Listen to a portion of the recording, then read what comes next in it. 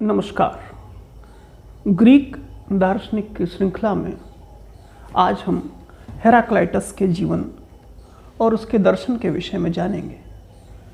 Heraclitus का जीवन काल 6वीं शताब्दी ईसा पूर्व माना गया है। हेराक्लाइटस की कुछ उक्तियां बड़ी ही प्रसिद्ध हैं, जैसे एक नदी में दोबारा उतरना संभव नहीं, संपूर्ण जगत में जो मुख्य कारक है वो परिवर्तन है। और जो हेराक्लाइटस का जीवन है वो भी आप भारतीय विचार परंपरा में बुद्ध विचारों से मिलता जुलता उनका कुछ विचार पाएंगे। और करीब करीब हेराक्लाइटस का काल भी भगवान बुद्ध के जीवन का अंतिम काल ही मिलता है। हेराक्लाइटस और बुद्ध के जीवन में कुछ अन्य समानताएं भी हैं, जैसे हेराक्लाइटस का जीवन भी एक राजकुल में जन्मे हुए व्यक्ति सा है जो कि भगवान बुद्ध से मिलता है और अपने छोटे भाई को उत्तराधिकारी घोषित करके इन्होंने भी सामान्य जीवन का परित्याग किया था। रहस्यवाद हेराक्लाइटस के दर्शन में दिखाई पड़ता है। हेराक्लाइटस की एक और बात बड़ी प्रसिद्ध है कि उनका दर्शन सिर्फ सुयोग्य व्यक्तियों के लिए है, क्योंकि गधों को घास चाहिए, स्वर्ण नहीं। अब हम हेराक्लाइटस के दर्शन पर विचार करेंगे। हेराक्लाइटस मुख्य रूप से अग्नि को परम तत्व स्वीकार करते हैं और इसी से जल और पृथ्वी की उत्पत्ति मानते हैं। अग्नि गतिशीलता का प्रतीक है। संसार अनित्य है, कुछ भी नित्य नहीं है। इसी मुख्य बात के आधार पर उन्होंने कहा कि एक ही व्यक्ति किसी नदी में दोबारा स्नान नहीं कर सकता। जैसे बौद्ध अग्निशिखा के प्रतिक्षण बदलने का उदाहरण देते हैं, ऐसे ही हेराक्लाइटस भी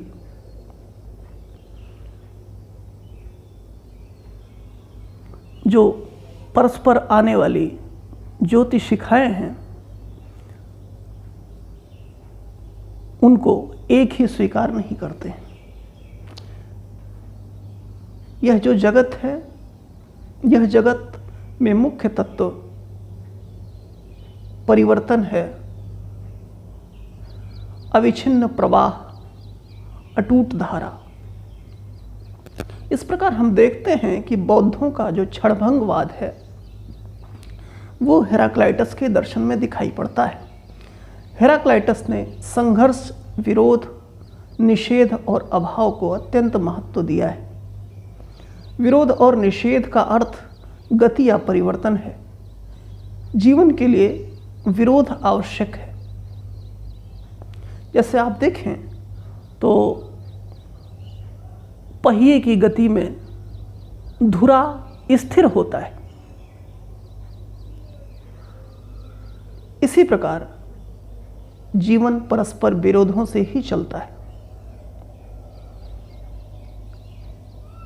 हेराक्लाइटस ने तर्कशास्त्र के विरोध संबंधी नियम को तिलांजलि नहीं दी।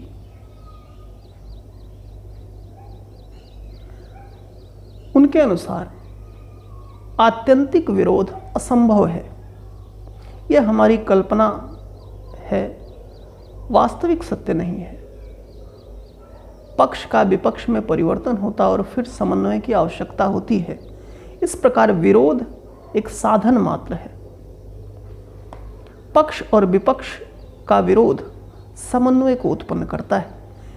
इस प्रकार यदि हम देखें तो आगे जो कांट के दर्शन में समन्वय की बात की गई है, हो सकता है कि हेराक्लाइटस की बात से कांट कुछ प्रभावित हों।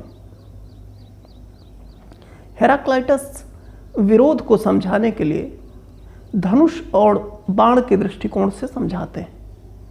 जैसे हमारा लक्ष्य होता है कि तीर को हम आगे की तरफ बढ़ा सकें, किंतु इस तीर को आगे की तरफ ले जाने के लिए हमें प्रत्यंचा को पीछे की तरफ खींचना पड़ता है और धनुष को आगे की तरफ। इस प्रकार जब हम संतुलन साधते हैं तो हमारा जो तीर है वो ठीक तरह से निशाने पर लगता है। दूसरा उदाहरण वे बीड़ा के तारों से देते हैं, जिसके द्वारा संगीत उत्पन्न होता है। फिर हेराक्लाइटस के इन्हीं विचारों का प्रभाव संभवतः हेगल के दर्शन पर पड़ा होगा। हेराक्लाइटस में सापेक्षवाद, बुद्धिवाद दोनों दिखाई पड़ते हैं। प्रत्येक वस्तु परिवर्तनशील है, अतः प्रत्येक वस्तु सापेक्ष है। जो क्षणिक है उसका सापेक्ष होना अनिवार्य है। समुद्र का पानी मछली के लिए मीठा किंतु मनुष्य के लिए खारा है। हम हैं भी और नहीं भी, हम सत भी हैं और असत भी, और इसके पार भी। जितने भी द्वंद्व हैं वे सापेक्ष हैं। एक और अनेक, अच्छा और बुरा, गति और स्थिर, परिणाम और सत्ता, जीवन और मरण, सर्दी और गर्मी, यह अवनत मार्ग है। जबकि पृथ्वी, जल और अग्नि यह आरोहण के या उन्नति के मार्ग हैं। संसार में ये दोनों मार्ग भिन्न प्रतीत होते हैं, किंतु वास्तविक रूप में ये दोनों मार्ग एक हो जाते हैं। हेराक्लाइटस सापेक्षवाद पर ही नहीं रुकते, बल्कि उनकी प्रवृत्ति कुछ बुद्धिवाद की तरफ भी है। अग्नि को वे विशुद्ध विज्ञान स्वरूप कहते हैं। सब कुछ इसी अग्नि का परिणाम है। यह विश्व का सार्वभौम नियम है।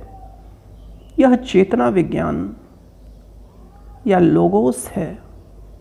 यह दिक और काल के अतीत है। इंद्रियानुभूतिजन्य ज्ञान क्षीण और मंद होता है, जो कि अवनत मार्ग है। शुद्ध ज्ञान विज्ञान द्वारा उत्पन्न होता है, जो कि उन्नत मार्ग है। सांसारिक मनुष्य उदरपूर्ति में ही लगे रहते हैं, कामिनी कंचन में ही डोलते रहते हैं, जिससे उन्हें विज्ञान के साक्षात की आवश्यकता प्रतीत नहीं होती। यह विशुद्ध विज्ञान निरंतर जलने वाली अग्नि की ज्योति है। इसका साक्षात्कार मनुष्य जीवन का लक्ष्य है। इस प्रकार हम देखते हैं कि हेराक्लाइटस के विचार भारतीय आध्यात्मिक विचारों से काफ़ी मिलते जुलते हैं। फिर हेराक्लाइटस के दर्शन का परवर्ती पाश्चात्य यूरोपीय दार्शनिकों पर काफ़ी प्रभाव पड़ा। उनके विशुद्ध विज्ञान और सापेक्षवाद का प्रभाव प्रोटागोरस के इस सिद्धांत की मनुष्य ही सब पदार्थों का मानदंड है में स्पष्ट रूप से दृष्टिगोचर होता है। प्लेटो ने इंद्रिय जगत के लिए हेराक्लाइटस के सापेक्षवाद और क्षणिकवाद को स्वीकार किया। उनके सापेक्षवाद ने कुछ अन्य दार्शनिक संप्रदायों को भी प्रभावित किया, जिसमें सोफिस्ट और स्टोइक संप्रदाय प्रमुख हैं। उनके बुद्धिवाद का प्रभाव आधुनिक बुद्धिवादियों पर पड़ा।